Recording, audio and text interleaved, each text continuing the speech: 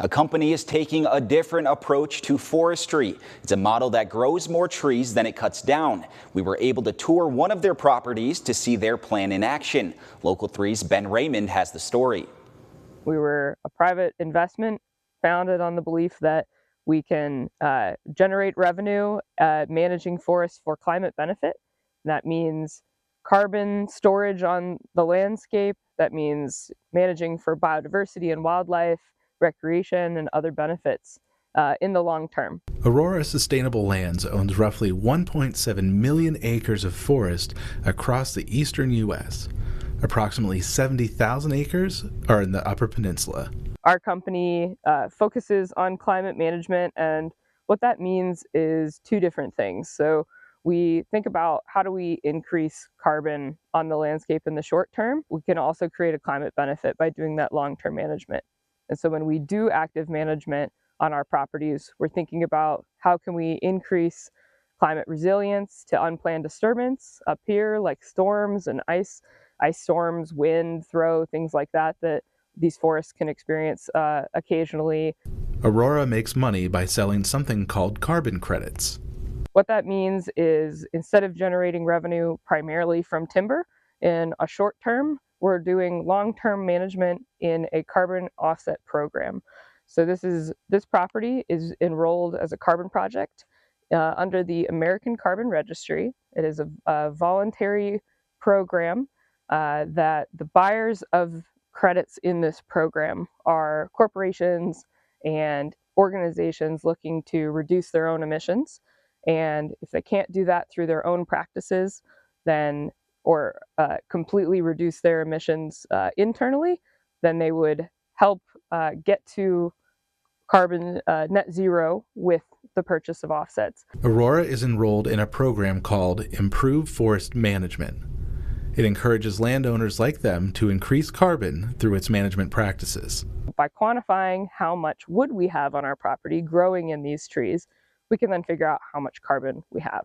And so as our trees continue to grow, they sequester more carbon from the atmosphere, and that's what we're being incentivized in this carbon project is to keep the carbon that we have here and to have it continue to grow across the landscape. To get credit for carbon on the property, they can't measure every tree, but they track the growth of trees at specific locations over a period of time. We collect all of these data points throughout our entire property, and we take an average because, as you'll notice, even a few feet away, that way, the trees vary a lot. We have a lot of different cover types, a lot of different species of trees, different variation on density and size. And so by collecting all of these data points throughout our entire property, we get to collect the different amounts of variation we have in our forests. They measure the roots, width, and height of the tree and document its species. Using all that information and some U.S. Forest Service and forest industry generated equations, they know how much wood is in the tree. We can use these equations to determine if it was a perfect tree, how much carbon there would be, how much wood and carbon there would be. Subsequently, what if it's not a perfect tree? What if there's decay or defect? If the tree had a broken top, perhaps if it was a forked tree and one of the tops of the fork's broken out, we want to determine how much carbon would be removed from that. The ground data is then combined with information from remote sensing and satellite technology. Pretty sophisticated satellites come across the area and collect light and radar detection information and tell us what types of property we have. So do we have northern hardwoods? Do we have conifer bogs? And so we collect data in those different cover types on the property, and then we pair that with the technology in order to make that assessment across our entire property. Eventually, harvesting will occur on the property. Aurora says they have a sustainable plan for that as well. I like to draw the analogy of weeding the garden, and it starts with looking at the defective trees that are physically on their way out. They've got a problem, or they've got such poor form that the quality of that tree as it continues to grow will never amount to something that takes it into a sawlog or veneer category.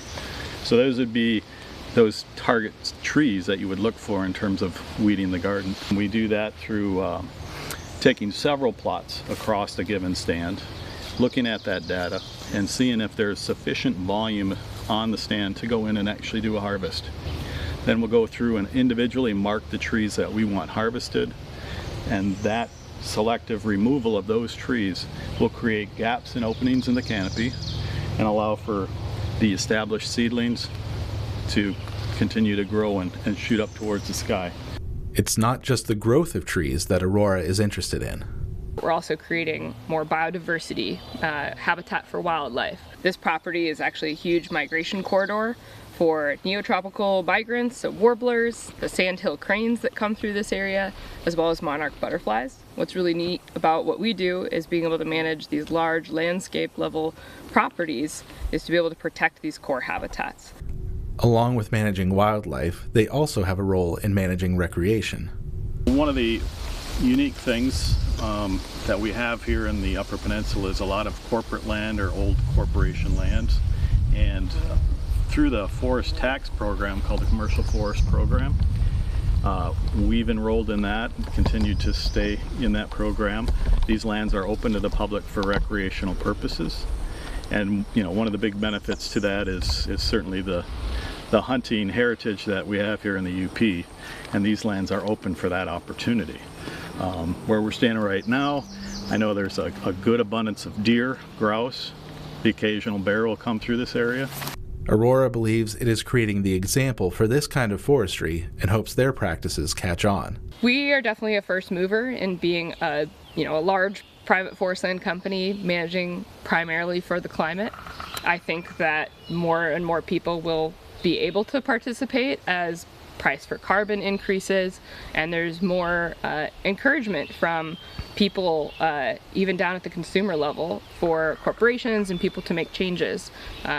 Having a market helps this as a private forest land investment be managed for the climate. So I think it's something that will continue to grow. In Luce County, Ben Raymond,